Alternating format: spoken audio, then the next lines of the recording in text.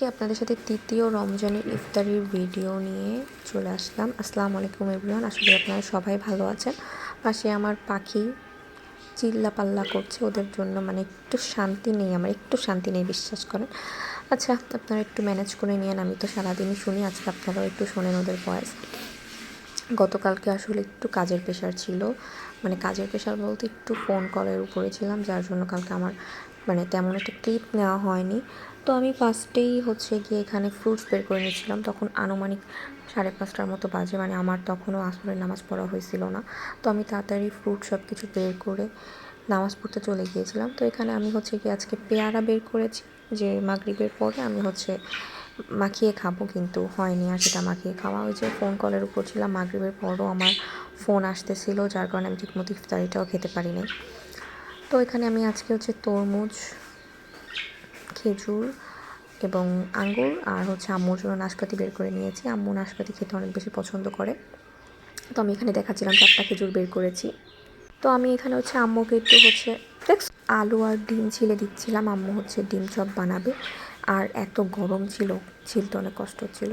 আর এই যে নিচের অংশটুকু, আই গেস ওটা মনে হয় গোড়ার দিক হবে বা নাকি সামনের দিক, যায় না, বাট এটা একটু শক্ত ছিল, তো আমার নখ দিয়ে কুটায় কুটায় উঠানো লাগতেছিল। আর ডিমটা গরম ছিল, ছিলা যাচ্ছিল না। পরে আমি ওটা অফ ক্যামেরাতেই একটু পানিতে ডিপ করে করে ছিলে দিছিলাম, এবং ছিলে আমি জাস্ট দৌড় দিছি নামাজ পড়ার জন্য, কারণ অনেক দেরি হয়ে যাচ্ছিলো।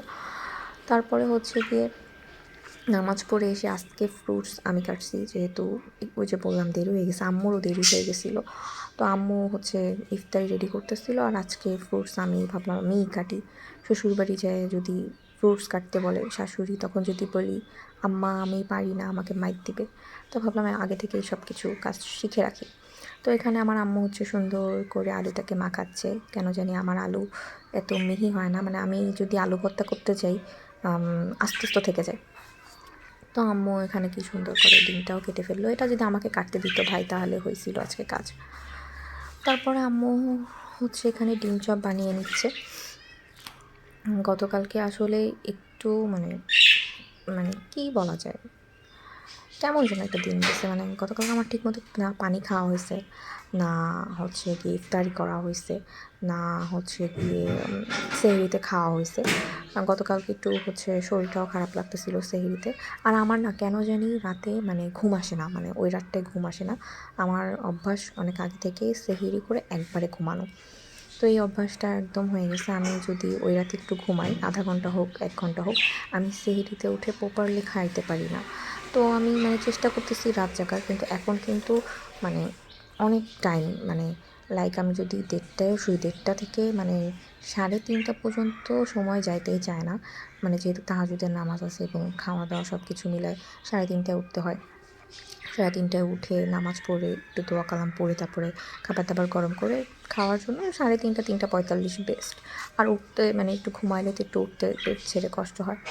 কিন্তু মানে কি যে হয়েছে ভাই, আমি সেহরিতে আলহামদুলিল্লাহ কষ্ট হচ্ছে না রোজা রাখতে। মানে এই আজকে 4টা রোজা, 4টা রোজার মধ্যে আমি গতকাল সেহরিতে সবচেয়ে কম পরিমাণ খাইছি, মানে অনেক অল্প পরিমাণ খাইছি, বাট আলহামদুলিল্লাহ মানে সবথেকে এনার্জেটিক ডে কিন্তু আমার আজকে আমি অনেক কাজ করতে পারছি।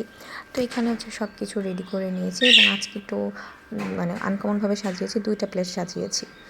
তো এখানে আম্মু রাতের জন্য লাউ ভাজি করেছিল, ইলিশ মাছ দিয়ে বেগুন রান্না করেছিল, আর আমার পছন্দের টমেটোর তরকারি রান্না করেছিল। সবাই জানাবেন ভিডিওটা কেমন লেগেছে।